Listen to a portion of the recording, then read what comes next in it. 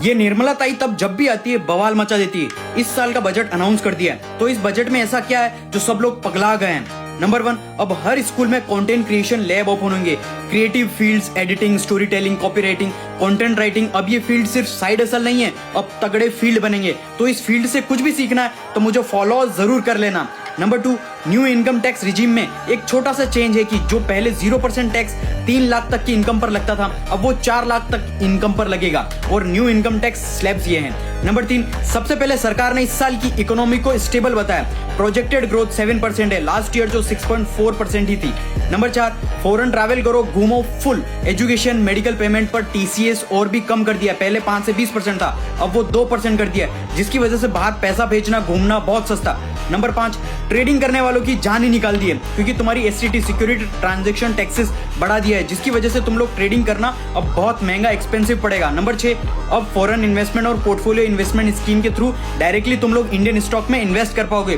पहले जो लिमिट थी इंडिविजुअल लोगों के लिए 5%, अब वो 10% हो गई, टोटल लिमिट 24% हो गई, जिससे बाहर की फॉरेन इन्वेस्टमेंट को हम अट्रैक्ट कर पाएंगे इंडिया में इन्वेस्टमेंट करने के लिए। नंबर 7, EIE और सेमीकंडक्टर को तेजी से डिमांड देखते हुए हमारी गवर्नमेंट ने सेमीकंडक्टर मिशन 2.0 लॉन्च किया है, जिसके लिए 40,000 करोड़ का बजट एलोकेट किया है। इसमें सेमीकंडक्टर सेंटर्स बनाए जाएंगे।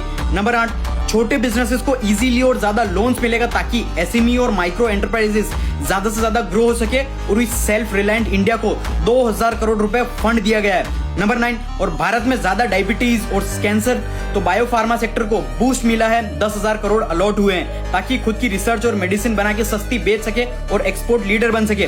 नंबर 10, और जो foreign companies data centres India में सेटअप करेगी, उन्हें 2047 तक टैक्स बिल्कुल भी नहीं देना पड़ेगा। नंबर 11, और अब इंफ्रास्ट्रक्चर भी बूस्ट होगा, क्योंकि 12.2 लाख करोड़ का कैपेक्स मिला है, जो इन्वेस्ट होगा रोड्स, रेलवे, हाउसिंग, इंडिया का इंफ्रास्ट्रक्चर पर इन्वेस्ट किया जाएगा, जिसकी वजह से raw material, cement, steel, employment को बूस्ट मिलेगा बजट में। ऐसा कुछ खास तो नहीं है, लेकिन देखते हैं हमारी गवर्नमेंट कितना पैसा लगाकर भारत को कितना ग्रो करती है। और भी तगड़े वैल्यूएबल कंटेंट आने वाले हैं, तो मुझे फॉलो जरूर कर लेना।